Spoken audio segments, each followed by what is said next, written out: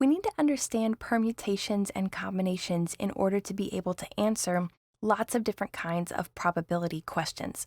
So I want to go over both permutations and combinations in this video. They're similar concepts, they each have a formula that we're going to apply, and there's just one specific important difference between the two. So let's go ahead and start with permutations.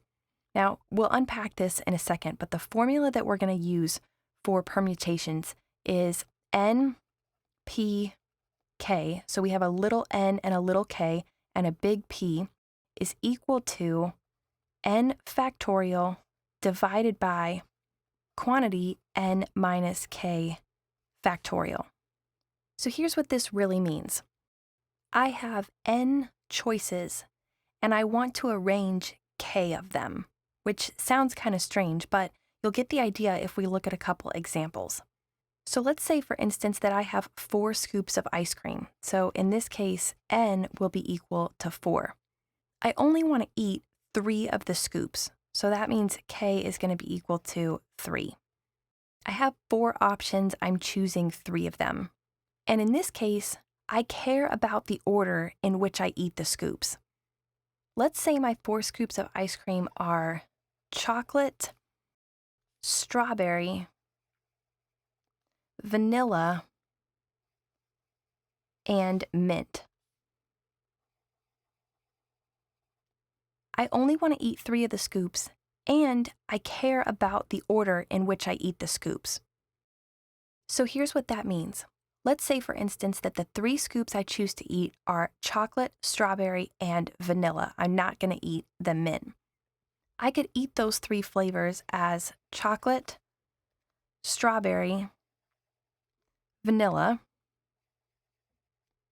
or I could eat them as chocolate, vanilla, strawberry, or I could eat them as strawberry, chocolate, vanilla, or keep the strawberry first and then flip the vanilla and the chocolate, so vanilla and then chocolate, or I could eat the vanilla first. And there are going to be 2 cases where that's true. So vanilla first, then strawberry, then chocolate, or then chocolate, then strawberry.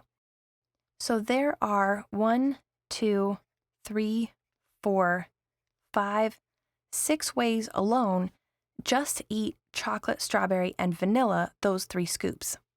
But I could choose 3 different scoops. I could choose, for instance, chocolate, strawberry, and mint, or chocolate, vanilla, and mint, or strawberry, vanilla, and mint. You get the idea. And then with all of those different combinations, I could go through and arrange them in all different orders, just like I did here for chocolate, strawberry, and vanilla. So when I find this permutation, I have 4 scoops of ice cream, I want to eat 3 of them. How many permutations is that? That big number is what I'm looking for, the number where I pick 3 different scoops, and then I arrange them in a specific order, and I count up all of those possibilities. So we're actually really glad that we have a formula in this case, because laying out all those possibilities, especially as we add more data points, it would take us forever to figure out all of these different arrangements. But this formula here for the number of permutations that exist, of course, makes it a whole lot easier. So the formula says that when you have 4 items or 4 spots or 4 options, and you're looking for an arrangement of 3 of them, you would calculate that permutation as 4, 3, and that's going to be 4 factorial divided by 4 minus 3 factorial that way. Now the math symbol factorial, the exclamation point, just means take this value in front of it, so in this case 4, and multiply this by all of the integers less than 4 all the way down to 4. In other words, in plain English, 4 factorial means 4 times 3 times 2 times 1. 6 factorial would mean 6 times 5 times 4 times 3 times 2 times 1. 3 factorial would mean 3 times 2 times 1. So you get the idea. But if we want to simplify this, we just expand the factorials. So 4 factorial will be 4 times 3 times 2 times 1. And then in the denominator, we do our parentheses first. So 4 minus 3 is 1. So we get 1 factorial. Well, 1 factorial is still just 1. Those are the only ones that are tricky. 1 factorial is still 1. 0 factorial is also 1, actually. So here we have 4 times 3 times 2 times 1 divided by 1. Well, dividing by 1 doesn't have any effect on the value, so we don't have to worry about that. 4 times 3 is 12. 12 times 2 is 24. 24 times 1 is still 24. So we get 24. What that tells us is that there are 24 different ways for us to eat 3 scoops of ice cream in a specific order if we have 4 scoops to choose from. And that is the idea behind permutations. Basically, the order matters. So I count chocolate, strawberry, vanilla as one, and I count chocolate, vanilla, strawberry as another. So with permutations, the order makes a difference. If I change the order, I count those as 2 different permutations. And that's the difference between a permutation and a combination. So in a combination, the order doesn't matter. So all of these arrangements here that we drew out between chocolate, strawberry, and vanilla, they would all count as 1. Because in a combination, all we care about is which 3 items we've selected. Since all of these are just made up by chocolate, strawberry, and vanilla, no matter how we arrange them, they're all just chocolate, strawberry, vanilla, these would all just count as 1 combination.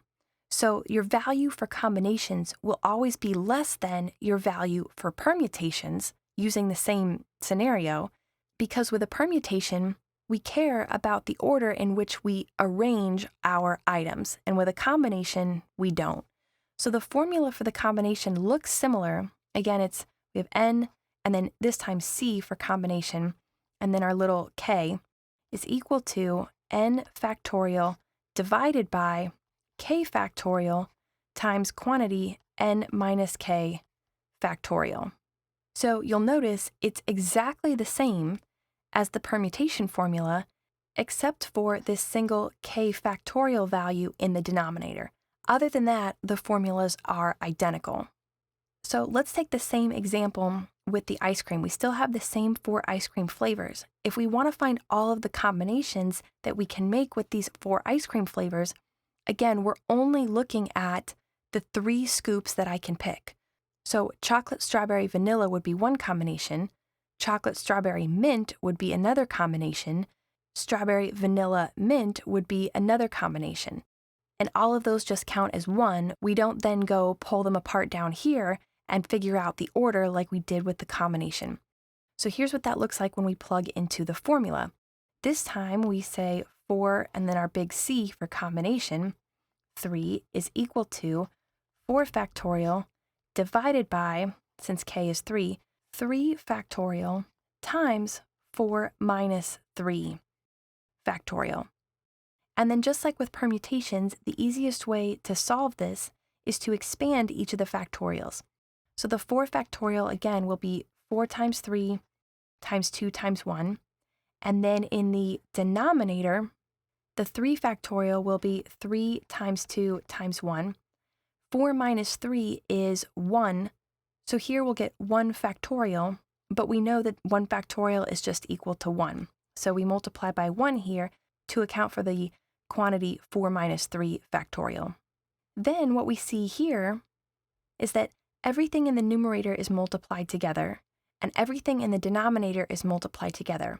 So we can simply cancel common factors from the numerator and denominator.